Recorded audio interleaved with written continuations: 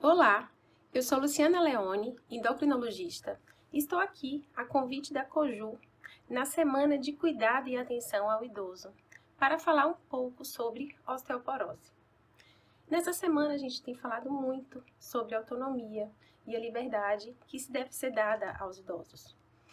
Mas precisa ser lembrado e prevenido essa condição chamada osteoporose. Do que se trata?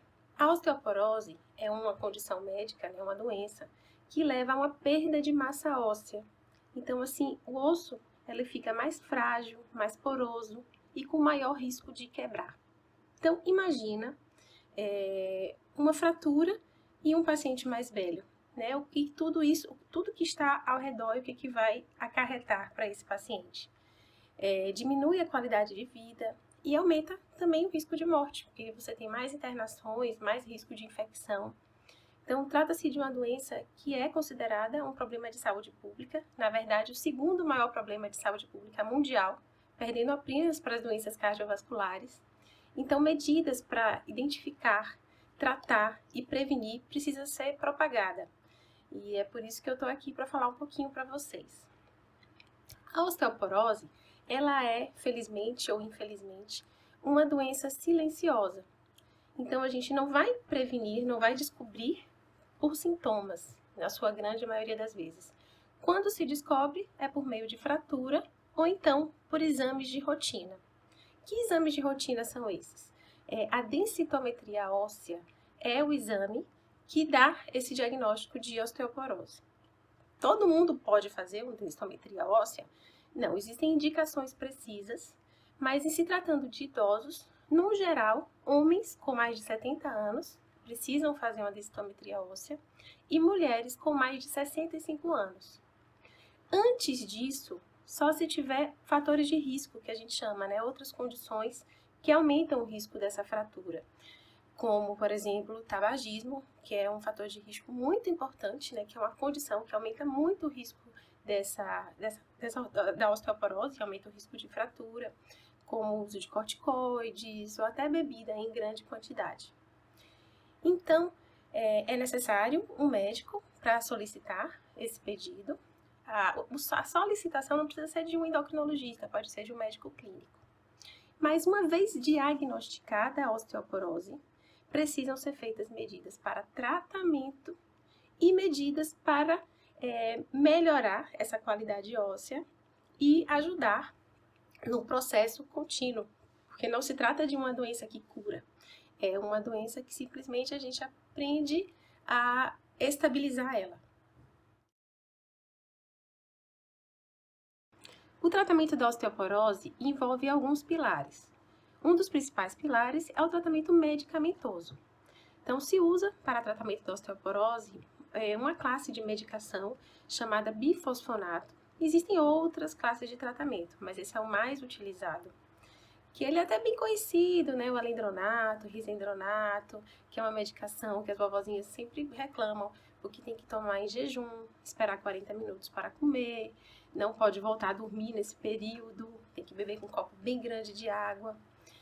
Mas uma medicação que inibe essa reabsorção do osso, Então ajuda esse osso a perder, digamos assim, perder menos massa.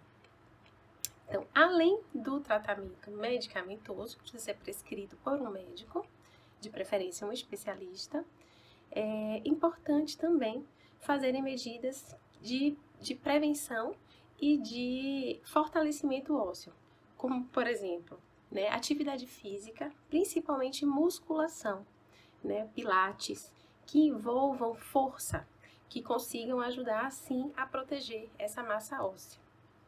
Além disso, a alimentação. A alimentação ela sempre é a base de tudo, mas alimentos ricos em cálcio são muito importantes para os pacientes com perda de massa óssea. Na verdade, os alimentos com cálcio são importantes em qualquer fase da vida, porque além de você já estar com osteoporose e ter que ajudar a se estabilizar, a gente também tem que prevenir, para no futuro a gente não ter uma perda de massa óssea tão importante. Então, do que eu estou falando em termos de alimentação rica em cálcio? A gente tem principalmente os derivados de leite, Então, dos derivados de leite, o próprio leite, um copo de leite, tem 250 miligramas de cálcio. Um leite enriquecido, que é o leite molico, ele chega a dar 500 miligramas de cálcio, 2 colheres de sopa cheia. O iogurte, normalmente, ele pode dar 300 miligramas de cálcio. Mas o que eu quero chegar com tantos números? Uma pessoa com osteoporose, uma pessoa mais velha, ela precisa de 1.200 miligramas de cálcio por dia. Então, não é uma coisa fácil para se suplementar, principalmente para quem não toma leite, ou iogurte, ou queijo. Uma fatia de queijo dá mais ou menos 100 miligramas de cálcio. Então, a continha é essa, somar um pouquinho de cada para dar esses 1.200. Se não for possível na alimentação, pode-se usar medicação que tenha cálcio, né, que são os carbonatos de cálcio, citratos de cálcio, para poder manter essa continha. Então, só para ter uma noção, um comprimido de cálcio, ele tem 500 miligramas, que é a mesma quantidade de 2 colheres de sopa do leite molico, por exemplo. E além do cálcio, nós temos também que enfatizar a importância da exposição do sol, porque é a forma que a gente tem para absorver vitamina D na pele. Mas bastam 15 minutos de sol por dia, sem protetor solar, para a gente ter essa quantidade de vitamina D suficiente.